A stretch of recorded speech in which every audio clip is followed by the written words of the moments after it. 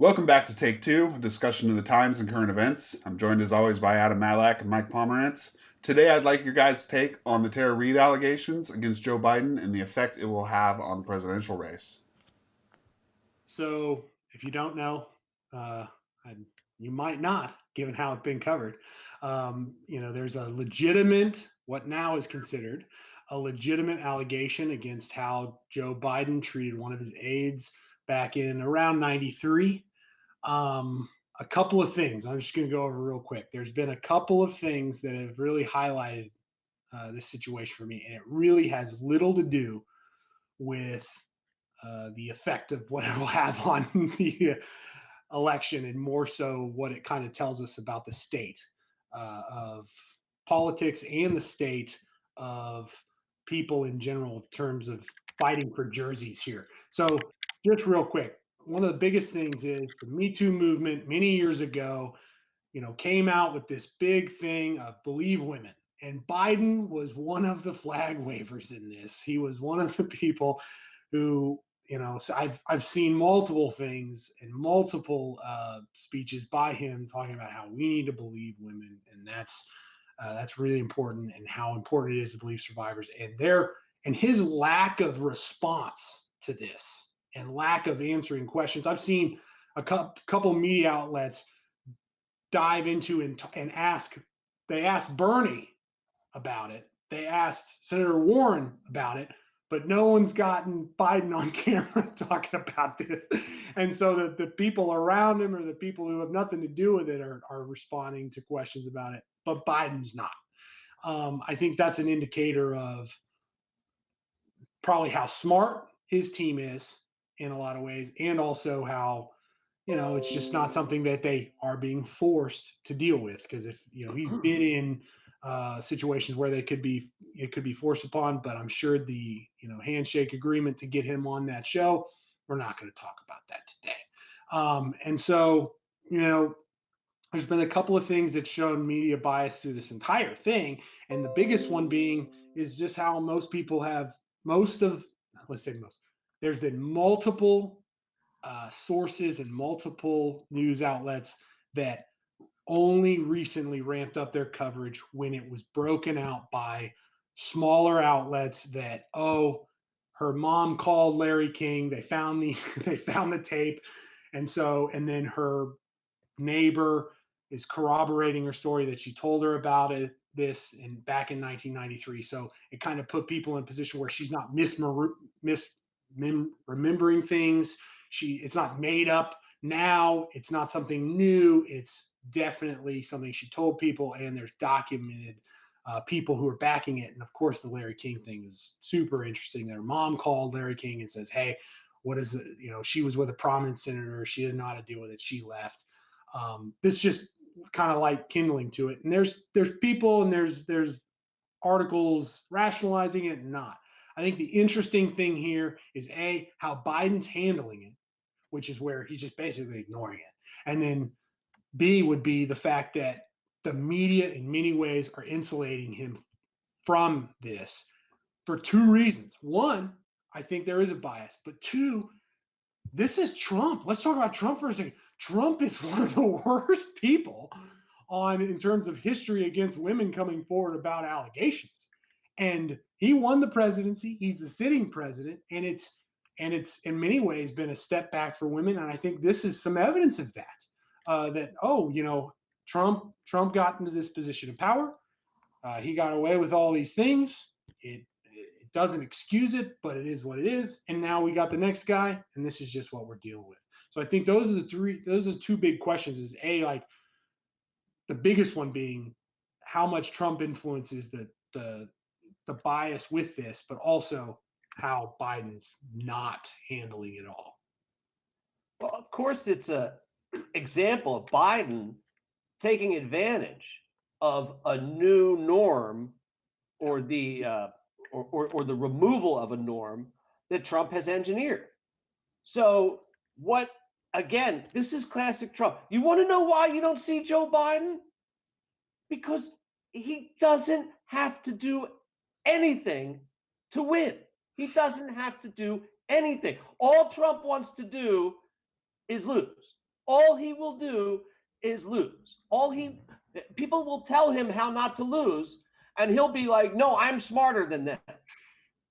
Okay, so that's why you don't see Joe Biden. But in another example of shooting his own face off, Trump has told the world that if you rape someone, you can still be president. Now let's talk about the allegation, the Tara Reade allegation. It's rape. It's rape. Okay? She's saying that he raped her. That's penetration, unwanted, unlawful. If he did these things, I don't care how long ago it was, he must answer for them. And it is the duty of the press corps to find out about that. That's what I want them to do. That's the standard that I want the people covering Joe Biden to pursue, even though he's my choice, even though he's the dude I'm going to vote for. Okay? We got to know if it happened. Trump said he did it. He's on tape saying, you grabbed them. Okay, so that's a lot different. And now Trump is going to suffer for having abolished that norm. But something else to keep in mind, and that is that you must believe these allegations, you must pursue these allegations, but think of the Astros. Think of the Houston Astros. Is anybody talking about the Houston Astros? Does anybody care about the Houston Astros anymore? No, because we've got no baseball at all. And with coronavirus, everything gets reset. And when you're the top investigative reporter and you can cover Joe Biden, who, by the way, you want to win because you're at the Times or the Post, or you can cover coronavirus because every day the president goes and shoots his own face off at these 2.5-hour briefings, you're going to choose this one. And that's the media bias issue. Okay, because this woman says he raped me. There are contemporaneous confirmations of the accusation. Yeah. And they say, well, I've got bigger fish to fry because it's so old, because I want him to win, blah, blah, blah. And that's where we need to be careful because it's rape. Yeah. It's not like, oh, he said a bad thing. The woman is saying that he raped her. So it's got to be found out. Okay. The choice when you have limited resources in terms of who can actually go out and really crack the story open, really find out what happened, because what we need is to have, like when I was practicing law, we would put a witness in front of a jury and the jury would look at the person while they told their story. And Adam, you and I talked before. I watched Christine Blasey Ford tell her story in relation to Kavanaugh, and I believed her. As a juror, I found her to be credible. I haven't seen Tara Reade yet, partially because the media that I follow, the Post, the Times, they're not on top of it yet. That seems to be changing. But at some point, she's going to be in front of everyone, and we got to make a decision. What we must note, and this is the point where you and I will agree, I think, is that the delay in getting to this story is kind of an abdication of duty, and it does reveal, at least with some great reporters who have great access, who have the ability to really crack the story open, that they might have said, look, I don't want the story to be true. So I'll start, with not wanting it to be true, and I'm not going to report on it. And that's Biden's thing. Hey, maybe nobody will notice that I raped somebody or that I'm accused of rape. I mean, that's why he's not responding to it. Nobody's making it. Well, yeah. So, I mean, there's a lot there, but for sure, I talked about this a while back. You were very adamant about the fact that Biden should be out there and should be hammering this thing. And I was like, he should just hide. You were right. Hide. You were right. And I think that's clear now for sure. Look, this is a lose-lose. Anytime you're in a position where you're not Trump, basically, and you're not a womanizer, and if you answer this question, you've got to answer it so succinctly. And this is where, and what I'm talking about is when Biden sits down in front of a camera and is literally asked about these accusations, and he has to say whatever's practice, whatever he has to remember, whatever these things they're prepping him. I'm sure they're down there. I can see it now. Them sitting there saying, "This is what you say, word for word." And he's like, "I don't know if I can do that." And he's saying, messing up after word because he doesn't know what to say or how to say it or can't remember it. But this is a tough one because he's got to balance the idea that this isn't true, but I appreciate her as a person, and I'm sorry that this is how she feels. This is a tough balancing act for anybody to deal with when you're in his position, and I don't think he's in an acute position to be able to. And so it'll be tough if his response to this is really critical at some point. If he comes across as a bumbling idiot when he responds to this, it could actually hurt him. And I think his advisors know that, and I think they're prepping him as best they possibly can. And his response might even be, "I've already addressed that, no comment." Like, and that probably hurts him too a little bit, but it hurts him less than a terribly derived comment that he bumbles down the road. So from my side of things, and I'll give it to you in a second because I probably need to go back and forth a little bit here. But from my side of things, when you say that Trump shot himself in the own foot, I mean, I think this is just the nature of where we are in this power struggle of how men have treated women for years in positions of power. They have taken advantage of that, and it's catching up to some people now. And I hope it continues to, because, like you say, the allegations matter, and that's the thing that pisses me off the most is that I don't care if it was. I don't care what your belief systems are. This should anybody who comes forward and if you do a little bit of investigating, it seemed it was really easy. She came forward and said, "Hey, my mom called Larry King." She was early documented that. It wasn't difficult to find. Somebody found it on YouTube. So like it wasn't hard to find her mom doing these things. And so this idea that, oh, we got to send resources out to find this stuff out, come on, man. Like they didn't want it. They didn't want it. There was a lot of people who were given this story and they didn't chase it because A, they didn't want to in likely cases, or B, they did have other things that were easily low-hanging fruit and probably Trump related. And so it sucks. It's just where we are, but it's definitely where we are. It's a good indication of it. Before the next time we talk, he will have had a chance to confront this, and we will be reacting to that. So far, the indicators are not good. He tried to mess with the New York Times to get an article to say something that it didn't say. Yeah. And now he's got to clean that up. When you make more messes to clean up old messes, making new messes to clean up old messes, it's a downward trajectory. So we'll have something to react to very soon. But, anyone who thinks, well, he's painted himself into a corner because he supported the Me Too movement. Anyone who thinks that the answer to this is she's ugly and I wouldn't have messed with her because she's too ugly is, I mean, like that's as reprehensible as anything. Okay. And if that means that he loses because he tries to, what you said, achieve some kind of nuance.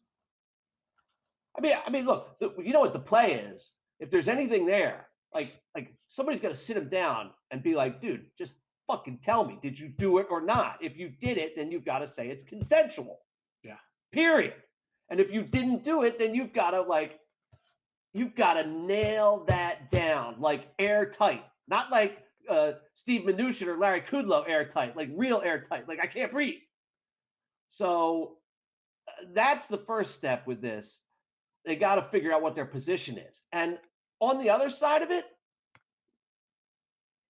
get her in front of people. He is going to have to go in front of people. If he gets in front of people first, before there's a video of her everywhere with not Fox News, it's got to be ABC or CBS. If there's a video of her sitting down and having a reasonable conversation with a female columnist, reporter, presenter who hasn't, messed up her own career, and she comes across great, then this thing is very different. It's very different. Yeah, could be. And if he hasn't done anything on camera before that happens, he's got only himself to blame.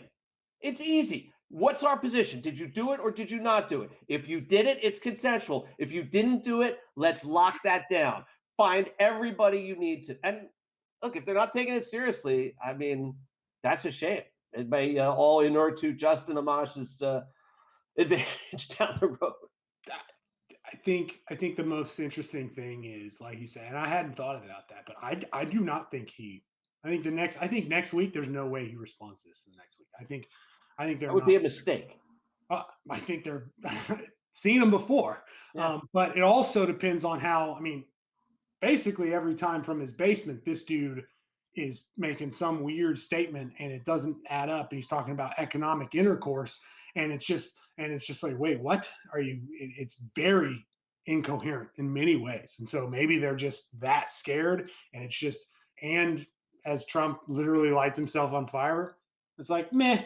Here we go down the line. I agree with you. It has to be addressed. He needs to set a precedent to address it, and then sit there and be like, nope, not talking about it anymore. I already talked about it. And they got to lock in a position. Well, And you know what Joe Biden's not good at doing? Locking in a position. oh, for Oh, sure. I'm going to run. I'm not going to run. Oh, I'm going to campaign. I'm not going to campaign so much. I mean, I'm talking about the primary. Yeah, yeah. Now, I was wrong. You were right. He's doing a good job with everything at baseline to stay home because Trump will just keep screwing up. It's the nature of things. But this, if it's real, it has to get figured out. It has to get dealt with. And if it lingers, because he is engaging in magical thinking of, oh, it'll just go away. My friends in the media will fix it for me, which is terrible.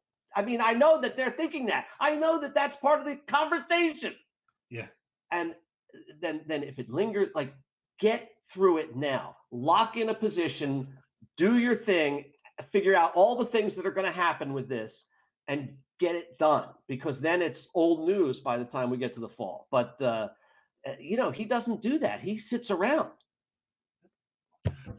I think, and I'll just interject. The one last thing for me is that absolutely, like I was coming into this question, I was like, this won't affect the general at all. But now I've realized that if they do handle this genuinely inappropriately, and if they come out and say, if she's on camera, like you say, and she comes off across as somebody who's believable, credible, who I think from all accounts, from what I can tell, that's what it seems like. At least she doesn't seem like she seems like a coherent person who tells a consistent account, who has people backing him up. What is that, like 25 years ago, 27 years ago, a long time ago, and to have called, and for her mom to have called Larry King, even that alone, I was like, oh my goodness, that's serious. That's somebody taking the next step. And so I think what's interesting is that too, I think there are some people who could be turned off, and this could suppress his vote. I don't think people swing to Trump, but it could suppress his vote, and it definitely could suppress Gusto. He's already a hard enough candidate to get behind in terms of exciting, and so he definitely is not an exciter. He's just kind of like whatever, he's sitting there with the little thumb fist thing and doing his thing, and he kind of yells at people. He kind of bully kind of guy when he's confronted with stuff. And I think interestingly enough, though, it could genuinely hurt his. I mean, when he launched his presidential campaign, I'm restoring decency to America. And this definitely cuts deep into that, this idea that the dude won't respond to it, and the dude was raping this girl. It doesn't sound all that decent. One of the things that's interesting about the timing where this story starts to finally get some traction is that we are at the cusp of choosing a vice presidential candidate on the Democratic side, and that person will be a woman. Yeah. And having this story come out, it's almost a bigger problem or a better vetting tool for the perspectives. Because the first thing they're all being asked is, how do you reconcile yourself as a Me Too person, someone who supports the movement? And then you got Biden, who won't say right out of the gate, right from the jump, I believe the woman. I mean, I haven't heard anything. I don't know what the position is. Did it happen or did it not happen? I don't know what his position is. I know she was on the staff. She's a real person. She was really on the staff. There's no question about that. So it's interesting that he's painted himself into the corner by having to have a female vice presidential candidate, but also it turns up the heat on it at this early hour. And therefore, I think he's got a better chance to wrap it up sooner because everyone who wants to be his vice president and they're campaigning, they all want it. But now they're all having to do something with this, and it's good. Do something hard. Take a position, make a stand, make it coherent, make it work, explain it like we're five, so we all understand. And I mean, we're not done. We're in the middle of this. We're really at the beginning of this for him. It'll be interesting to see what happens. For sure. All right, gentlemen, thank you. That's all the time we have today. If you enjoyed our discussion, please be sure to like and subscribe below and join us for another edition of Take Two.